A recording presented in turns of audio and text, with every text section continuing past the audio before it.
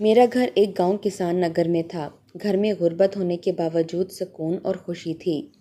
ہم گھر کے 3 ہی افراد تھے، اماں، ابا اور میں۔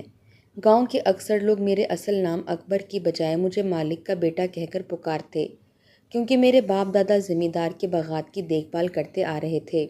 اس چھوٹے سے گاؤں میں ذمہ دار کی بہت عزت، روب اور دبدبہ تھا۔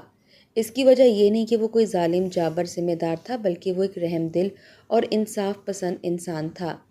مگر تمام تر جاگیریں، پیسہ اور دبدبہ ہونے کے باوجود وہ غریبوں اور مظلوموں کا بہت خیال رکھتا اور جہاں تک ممکن ہو سکتا ان کے کام آتا۔ غرض یہ کہ گاؤں کا ہر شخص اس سے بہت خوش تھا۔ مختصر یہ کہ ہماری زندگی بہت اطمینان اور سکون سے گزر رہی تھی۔ مگر قسمت کا لکھا کچھ اور ہی تھا۔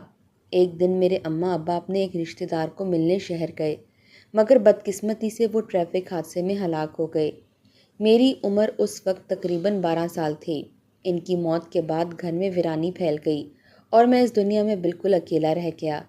تنہائی تو ایک طرف، مجھے روٹی پکا کر دینے والا کوئی نہیں تھا۔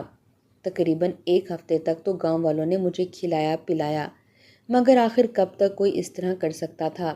مگر خدا کی ذات بڑی رحم دل ہے۔ وہ اس طریقے سے انسان کے لیے وسیلہ پیدا کرتی ہے کہ انسان سوچ بھی نہیں سکتا۔ ایک دن میں اپنے ویران گھر میں اداس بیٹھا سوچ میں غرق تھا کہ ذمہ دار اپنی بیوی کے ساتھ اندر آیا اور اس کے ساتھ گاؤں کے چند بزرگ بھی تھے۔ ذمہ دار کی بیوی نے میرے سر پر ہاتھ رکھا اور کہا، بیٹا تم فکر مت کرو، آج سے تم ہمارے لال کی طرح ہو۔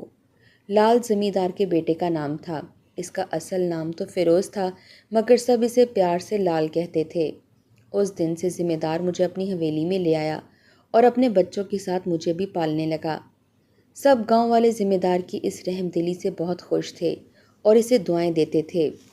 میں صبح کو اسکول جاتا، شام کو تھوڑا سا کھیلتا اور پھر رات کا کھانا کھا کر سو جاتا۔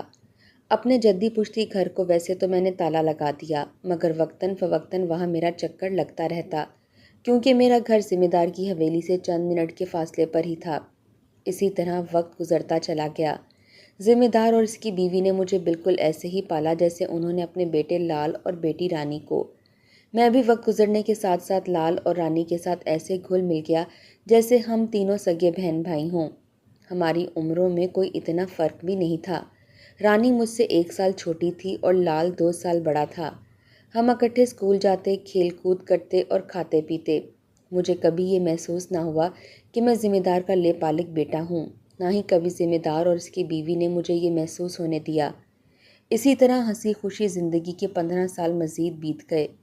میں، لال اور رانی بچپن سے لڑکپن اور لڑکپن سے جوانی کے دور میں داخل ہو چکے تھے۔ لال قد کاٹ میں تو اپنے باپ پر تھا، یعنی اونچا لمبا جوان، مگر مزاج کا بہت تیز، بات بات پر غصہ کرتا اور ہر بات کو اپنی انا کا مسئلہ بنانا تو جیسے اس کا معمول تھا۔ رانی بہت خوبصورت تھی، سفید رنگت، لمبے بال اور تیکھے نین نقش۔ جب وہ سنگھار کرتی تو مرد کیا، عورتیں بھی اس کو دیکھ کر رشک کرتی۔ رکھاؤ اور پہناوا سب سے نرالا تھا، اور ہوتا بھی کیوں نہ، آخر وہ ذمہ دار کی بیٹی تھی اور خدا نے اسے زندگی کی ہر نعمت سے نوازا تھا، لہٰذا کسی بھی چیز کی کمی نہ تھی۔ وہ زندگی کے ہر غم سے بے پرواہ اپنی سہیلیوں کے ساتھ سارا دن مزے سے گزارتی، مگر ذمہ دار کی بیوی اپنی بیٹی کی شادی کے لیے فکر مند تھی اور اس انتظار میں تھی کہ جیسے ہی کوئی مناسب رشتہ ملے، رانی کی شادی کر دی جائے۔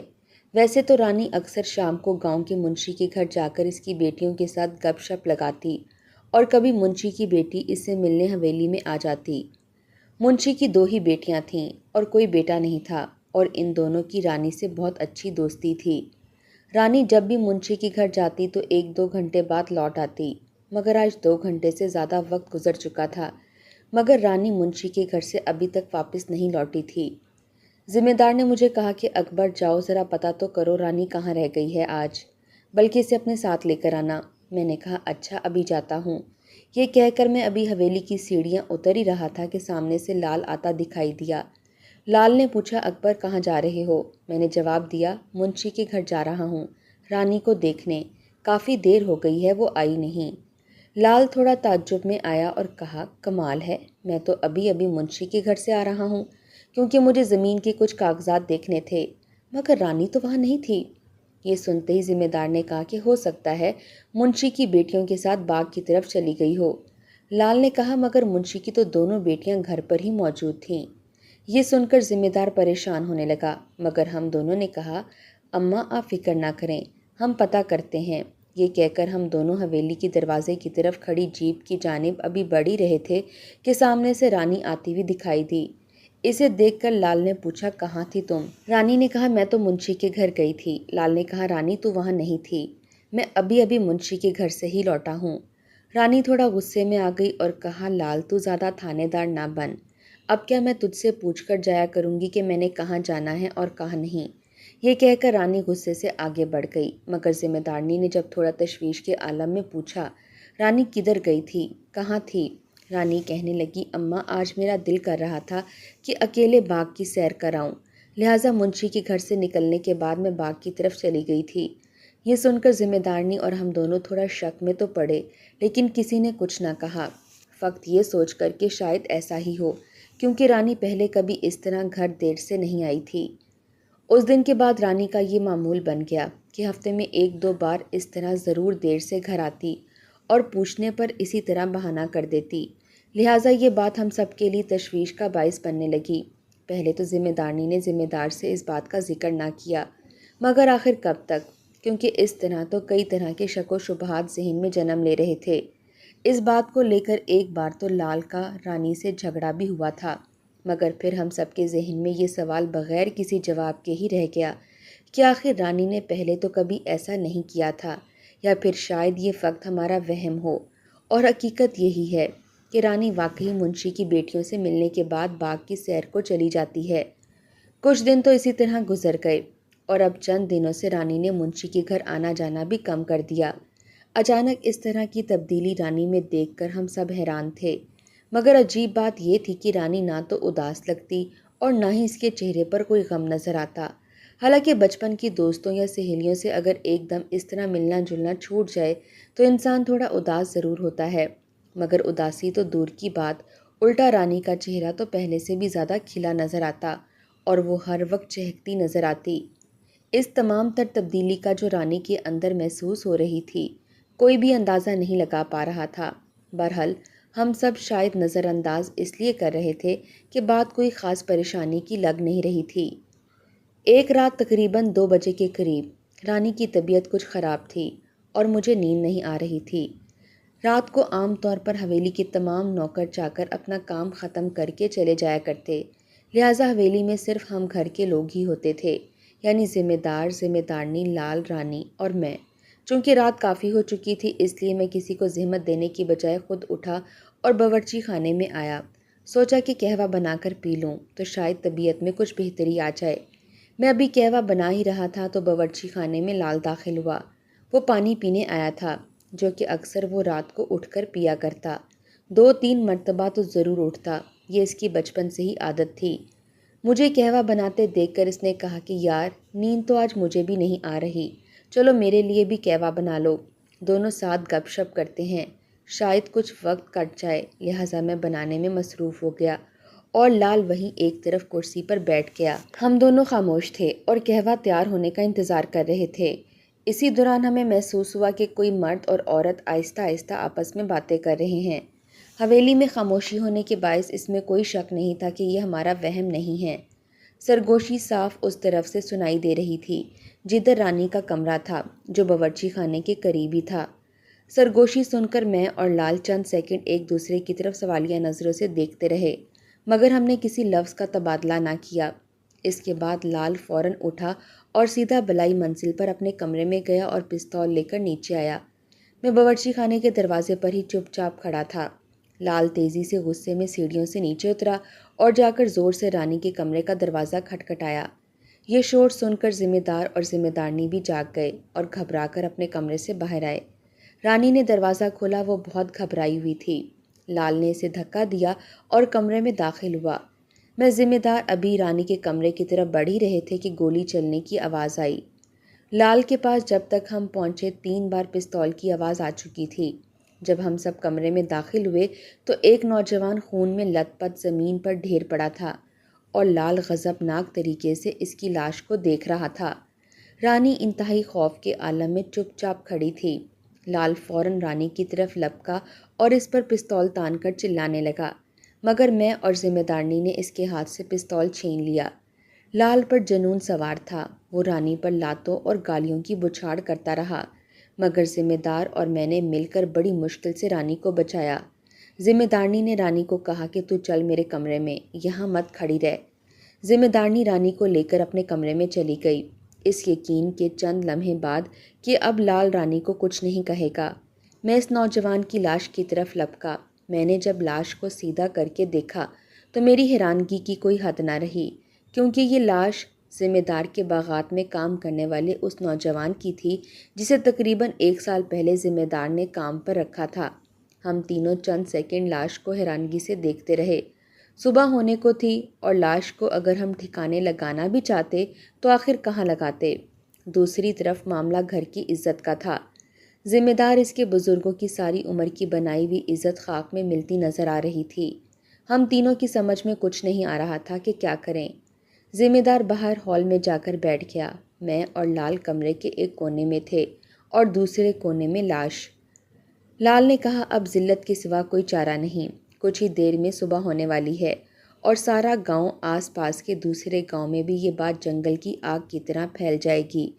وہ یہ کہتے ہوئے اٹھا اور اپنے باپ کے پاس جا کر بیٹھ گیا اور کہنے لگا، چل ابا، ہم خود تھانے جا کر تھانے دار کو حقیقت بتا دیتے ہیں۔ ذمہ دار نے کہا کہ ہاں، میرا بھی یہی خیال ہے، اگر خدا نے ہمارے نصیب میں بدنامی ہی لکھی ہے تو کیا کر سکتے ہیں۔ وہ دونوں یہ کہتے ہوئے تھانے جانے کے لیے ابھی اٹھ ہی رہے تھے، مگر میں نے چند سیکنڈ سوچنے کے بعد آواز دی، لال رک جاؤ اور میری بات سنو۔ یہ سن کر لال ذمہ دار میری طرف پلٹتے ہوئے دیکھنے لگے۔ ذمہ دار کہنے لگا، اب رہ ہی کیا گیا ہے؟ میں نے جواب دیا، میرے پاس ایک حل ہے جو اس گھر کی عزت کو کوئی داغ نہیں لگنے دے گا۔ ذمہ دار حیرانگی سے میری طرف دیکھ رہا تھا اور لال بھی سوالیہ نظروں کے ساتھ چپ چاپ کھڑا تھا۔ اس وقت تک ذمہ دارنی اور رانی بھی دونوں ہال میں واپس آ چکی تھیں، کیونکہ اب انہیں یقین تھا کہ لال کا غصہ اب تھوڑا ٹھنڈا ہو چکا ہے، اس لیے وہ اب رانی کو نقصان نہیں پہنچائے گا۔ میں نے کہا، اب سب اطمینان سے بیٹھ جائیں اور میری بات غور سے سنیں۔ وہ سب بے چینی کی حالت میں بیٹھ گئے اور سوالیہ نظروں سے میری طرف دیکھنے لگے۔ میں نے کوئی لمحہ ضائع کیے بغیر کہا کہ لال، بات انتہائی آسان اور مختصر ہے۔ تم تھانے دار کو یہ بیان دو گے کہ اکبر اور اس نوجوان نے مل کر حویلی میں ڈکیتی کی کوشش کی اور زیورات اور نقدی لے کر فرار ہونے ہی والے تھے کہ اچانک ہم نے پکڑ لیا، مگر پکڑنے کی کشمکش میں مالی تو مارا گیا مگر اکبر زندہ پکڑا گیا۔ یہ سن کر لال ذمہ دار اور ذمہ دارنی نے میری طرف سوالیہ نظروں سے دیکھا اور رانی چپ چاپ نظریں نیچے کیے کھڑی تھی۔ ذمہ دار نے چند منٹ کی خاموشی کے بعد کہا، دیکھ بیٹا اکبر، تو نے آج یہ ثابت کر دیا کہ تو ہمارا پرایا نہیں ہے اور اس گھر کی غیرت کو اپنی غیرت سمجھتا ہے۔ بیٹا، مگر ہم بھی خاندانی لوگ ہیں، ہم اپنے آپ کو بچانے کی خاطر تیری زندگی سلاخوں کے پیچھے نہیں دھکیل سکتے، لہٰذا جو حق ہے وہی ہمیں بتانے دے تھانے جا کر۔ میں نے فوراً کہا، دیکھیں، اگر آپ واقعی مجھے اپنا بیٹا سمجھتے ہیں تو جو میں کہتا ہوں وہی کریں۔ ذرا سوچیں، کل کو رانی کی شادی کرنی ہے اور آپ کی بنی بنائی عزت، روب اور وقار داؤ پر ہے۔ اگر یہ بات ہم پانچوں کے علاوہ کسی اور کو پتہ چل گئی تو آپ کسی سے آنکھ ملا کر بات کرنے کے قابل بھی نہیں رہیں گے۔ ذمہ دار نے پھر انکار کرنے کی کوشش کی، مگر میں نے کہا کہ آپ کے مجھ پر پہلے ہی بہت احسانات ہیں اور ویسے بھی میرا اب اس دنیا میں ہے ہی کون، لہٰذا مجھے ان تمام احسانوں کا کچھ تو بوجھ اتارنے دیں۔ ذمہ دارنی نے خاموشی توڑتے ہوئے کہا، اکبر، تو یہ کیوں کہتا ہے کہ تیرا اس دنیا میں کوئی نہیں؟ کیا ہم سب تیرے نہیں ہیں؟ میں یہ سن کر مسکرایا اور کہا، ماں جی، آپ کو اپنا سمجھتا ہوں، تبھی تو آپ کی عزت کو بچانے کے لیے یہ قدم اٹھا رہا ہوں۔ اسی دوران لال کے منہ سے مگر کا لفظ نکلا، مگر میں نے فوراً ٹوکتے ہوئے کہا، لال، اب اگر مگر کا وقت نہیں، فوراً وہی کرو جو میں کہہ رہا ہوں۔ یہ سنتے ہی ذمہ دار، ذمہ دارنی، لال اور رانی سب احسان مند نظروں سے میری طرف دیکھنے لگے۔ ان کے چہروں پر تھوڑا سا اطمینان دکھائی دینے لگا۔ چند سیکنڈ بعد ذمہ دار اور لال جب تھانے کی طرف جانے کے لیے اٹھے تو میں نے دوبارہ انہیں آواز دی، رک جائیں اور اندر آئیں۔ انہوں نے پھر میری طرف سوالیہ نظروں سے دیکھا، مگر وہ کچھ کہے بغیر میرے پیچھے پیچھے اس کمرے کی طرف بڑھے جہاں لاش پڑی تھی۔ وہاں پہنچ کر میں نے کہا، لال، ہو سکتا ہے کہ تھانے جا کر یہ کہانی سنانے کے باوجود پولیس تم لوگوں پر شک کرے اور اصل معاملہ سمجھ جائے۔ لال نے حیرانگی سے پوچھا، تو پھر ہمیں کیا کرنا چاہیے؟ میں نے کہا، لال، تو ایسا کر، اپنے ابا کے کمرے میں جا اور وہاں پر پڑا ہوا ابا کا پستول لا کر مجھے دے، تاکہ پولیس کو یقین ہو جائے کہ ہم دونوں واقعی ڈکیتی کی نیت سے یہاں آئے تھے، اور میری پنڈلی میں ایک گولی اپنی پستول سے مار دے، تاکہ پولیس کو یقین ہو جائے کہ میں تم دونوں کے ساتھ مقابلے میں زخمی ہوا ہوں، اور تجوری کا دروازہ کھول کر تھوڑے سے زیورات اور نقدی اس لاش کے پاس پھینک دے۔ یہ سن کر لال اور ذمہ دار تھوڑا سوچ میں پڑ گئے، مگر اس کے علاوہ کوئی اور راستہ نہیں تھا، کیونکہ ایسا کرنا ہمارے فائدے میں تھا، جو کہ اس بات کو یقینی بناتا تھا کہ میں اور مالی ڈکیتی کرنے حویلی میں آئے تھے۔ لہٰذا لال نے ایک گولی میری پنڈلی میں ماری اور زیورات اور نقدی کو لاش کے قریب بکھیر دیا۔ لال میرے پاس ہی رہا تاکہ یہ ثابت ہو سکے کہ مجھے اس نے زخمی حالت میں پکڑا ہوا ہے۔ ذمہ دار تھانے گیا اور کچھ دیر بعد پولیس کے ساتھ واپس آیا۔ راستے میں آتے ہوئے ذمہ دار اور پولیس کے ساتھ گاؤں کے کچھ لوگ بھی تھے۔ پولیس کمرے میں داخل ہوئی۔ لال پستول تانے مجھ پر کھڑا تھا اور میں ایک کونے میں زخمی ٹانگ کے ساتھ زمین پر بیٹھا تھا۔ پولیس کے داخل ہوتے ہی لال نے کہا کہ تھانے دار صاحب، یہ لیں پستول جو اکبر سے ملا ہے۔ اس پستول میں نے اپنی انگلیوں کے نشان پہلے ہی لگا دیے تھے، تاکہ پولیس کو یقین ہو جائے کہ پستول میرے ہاتھ میں تھا، اور جب ذمہ دار پولیس کو لینے گیا تھا تب میں نے لال کے کہنے پر اپنے پستول سے ایک گولی اس کے بازو میں مار دی تھی، تاکہ ہم حقیقت کے قریب تر اور پولیس کو یقین دلانے میں ہمیں آسانی ہو جائے۔ پولیس نے مجھے گرفتار کیا اور تھانے لے گئی۔ چند ہی دنوں میں مجھے عدالت کے سامنے پیش کیا گیا۔ میں نے جج کے سامنے بغیر کوئی عذر پیش کیے اس گناہ کا اعتراف کیا، لہٰذا مجھے 15 سال کی قید سنائی گئی اور عدالت سے سیدھا جیل بھیج دیا گیا۔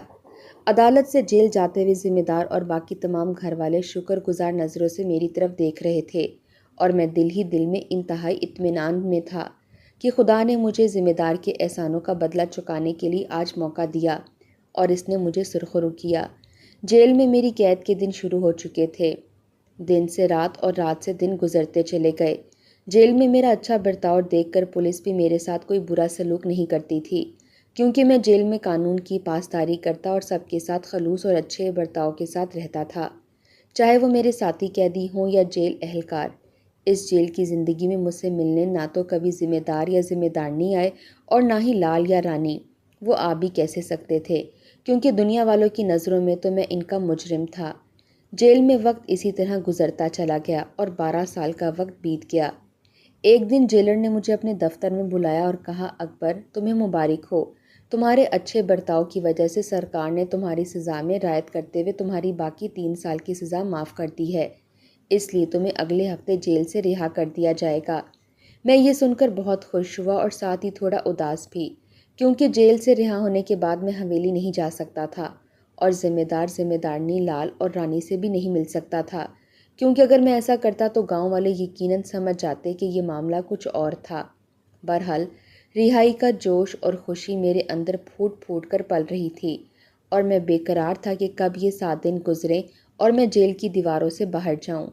یہ 7 دن مجھے گزشتہ 12 سال سے بھی زیادہ بھاری لگ رہے تھے جو میں نے اس جیل میں گزارے تھے۔ بہرحال وہ دن بھی آ ہی گیا جب مجھے جیل سے رہا کر دیا گیا۔ میری خوشی کی کوئی انتہا نہیں تھی۔ میں جیل سے نکلا اور گاؤں اپنے گھر کی طرف آیا۔ رات کا وقت ہو چکا تھا۔ میں اپنے گھر میں داخل ہوا اور آرام سے کرسی پر بیٹھ گیا۔ 12 سال بعد بھی کچھ عجیب نہیں تھا۔ میرے گھر میں وہی ایک چارپائی، چٹائی اور کچھ ضروریات کے برتن، اور دیوار پر لگی میرے مرحوم ماں باپ کی تصویر تھی۔